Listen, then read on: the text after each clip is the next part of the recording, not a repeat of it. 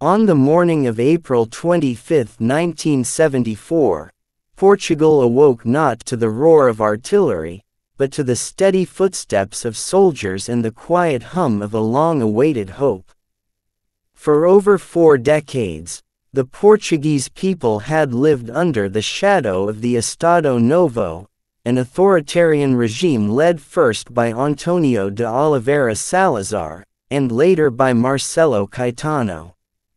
Under this regime, freedom of expression was suppressed, political opposition was silenced, and young men were sent to die in colonial wars in Angola, Mozambique, and Guinea-Bissau.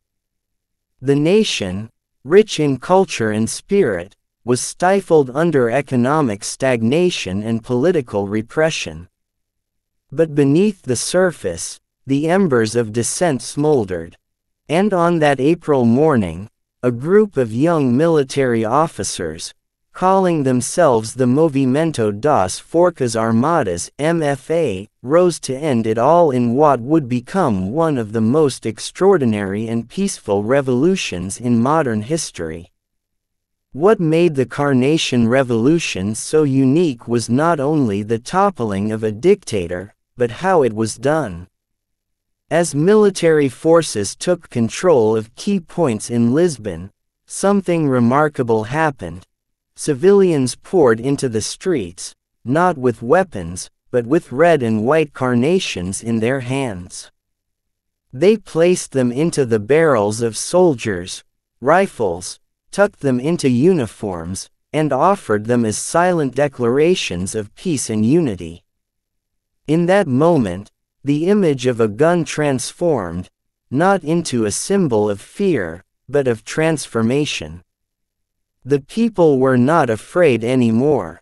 They had waited too long, and now, they were reclaiming their country not with blood, but with blossoms.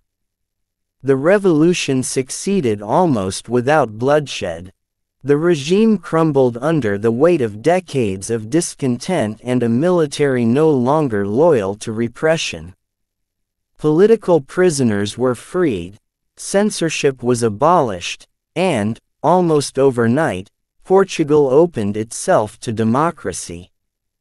The air of fear that had once choked the nation dissipated, replaced by the electric thrill of possibility. Yet, the aftermath was not without turbulence. The power vacuum invited ideological clashes, radical reforms, especially in the countryside, and uncertainty about the nation's future. Still, for the first time in generations, the people of Portugal were free to shape that future themselves. Today, April 25 is more than just a national holiday in Portugal, it is a living monument to the quiet strength of ordinary citizens. It is a day to remember that even under long-standing tyranny, the human spirit can rise. That soldiers can side with the people instead of the powerful.